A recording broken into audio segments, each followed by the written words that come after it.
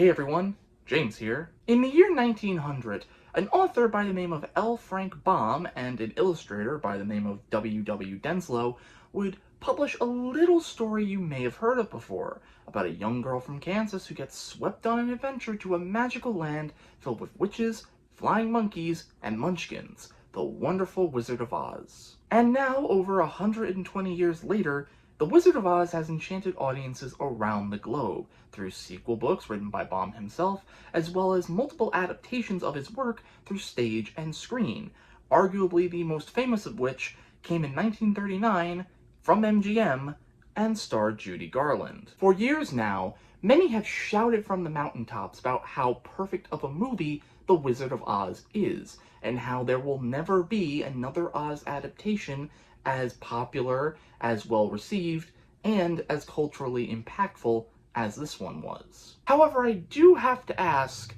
how true is that statement? I mean, as I myself pointed out before, there have been dozens of other Oz adaptations over the years.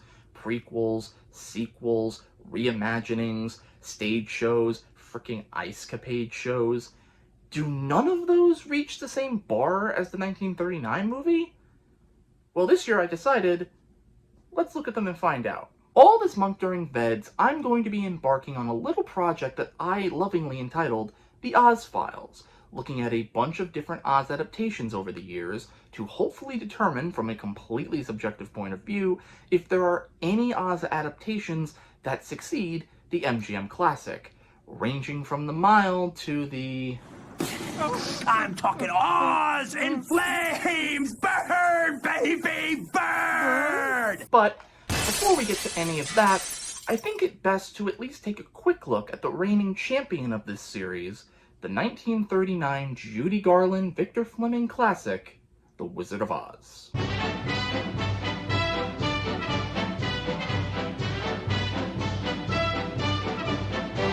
The 1939 Wizard of Oz is a masterclass in cinematic achievements.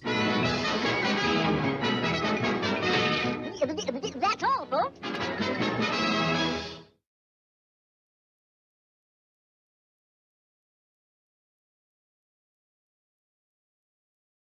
Okay.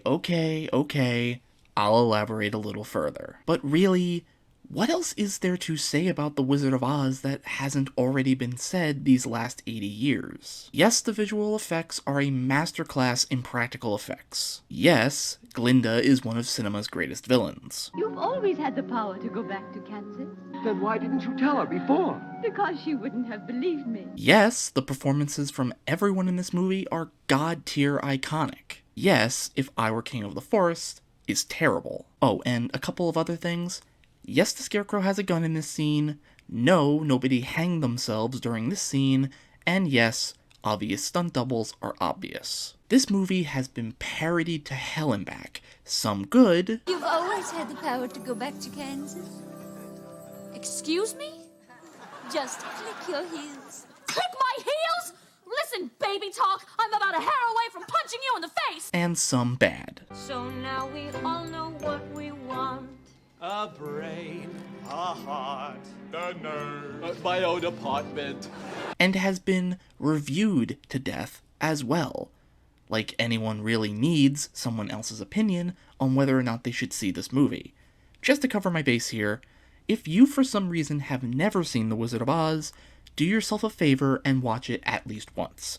Even if you're not a musical person, it's worth it just for the cinematic technique on display alone. So instead, I figured today, for our first episode of the Oz Files, we would take a quick look at my first experience with The Wizard of Oz. Which might be a little difficult, because even I don't remember how I first saw this film. It's just not as engraved in my brain like a lot of other movies I saw as a kid were. Cat in the Hat, SpongeBob SquarePants movie, Aladdin. I remember how I saw those. But with Oz, I really don't know. The only guess I have is that because I didn't own the movie on like DVD or VHS, at least not to my knowledge, my first experience with The Wizard of Oz had to have been the one couple of times it would air on television. And once I did see it as a kid, I don't think I really got into it all that much. I think at the time I just thought it was a little too sugary sweet for my liking. Unlike most kids, I was probably the most attentive during The Wizard of Oz whenever Margaret Hamilton's Wicked Witch of the West was on screen. She didn't really scare me like I guess she scared so many other kids. Could that have anything to do with my affinity for Disney villains? You make the call. I just gravitated towards her instantly. Very similarly, I think, to Ray Bolger's performance as the Scarecrow. Because, of course, I love the Genie. The Genie is one of my favorite characters in Aladdin, and both the Scarecrow and the Genie kind of play the same role in their respective films, the perfect best friend. It wasn't until years later, when I was a lot older, and I think I picked it up for my collection, cheap on Blu-ray, that I decided to watch it again, and really, I guess, finally got into it. Something finally clicked. You look at this movie and you realize that they didn't have computers, and I know everybody says that, but I mean, it is very much true. They did not have any computers. Everything that they did in this movie had to be done basically in the camera. The set work, the lighting, the casting, even the makeup, as torturous as it apparently was, really does hold up today. And again, I do not want to get into the behind-the-scenes stuff, but as a kid, I was very invested in behind-the-scenes stories and behind-the-scenes features, commentaries, that sort of a thing. But because I didn't own it, I didn't know any of that. So as an adult, I dug up and I ate up all of the stories behind the making of The Wizard of Oz. Because again, you also have to really keep in mind here, like I said before, there were no computers, and let's be honest, there's a lot of things in this movie that people probably don't realize or know how they did it, and I don't think people want to know how they did it. And let's be honest, there is no clear definition of a perfect movie. However, for me, a perfect movie is when there is not a single bit that I would cut out or I would trim behind. And yes, I do think back then they made good cuts. I know everybody wants to see the jitterbug, the return to the Emerald City, but I don't know if they would necessarily work. Because again, we already have a scene that they were able to find back in the 80s or 90s. I would have to, look up where it is. But it was the Scarecrow dance. Ray Bolger's Scarecrow dance. I think it was directed by Buzzley Berkeley.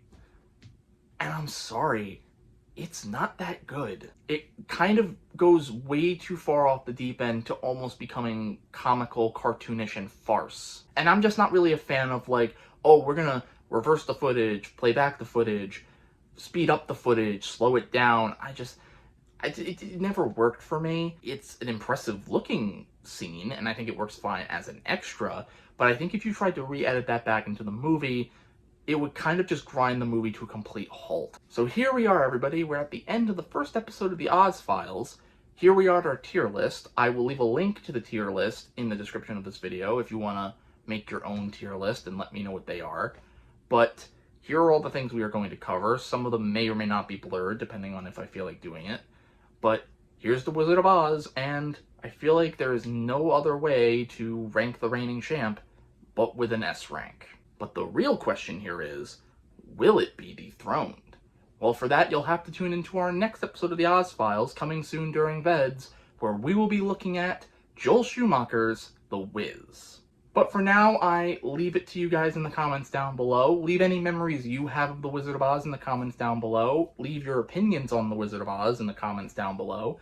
Do you like it? Do you not? Comment below, let me know. And until tomorrow, guys, gals, and my fellow VEDS-ies, I will see you tomorrow.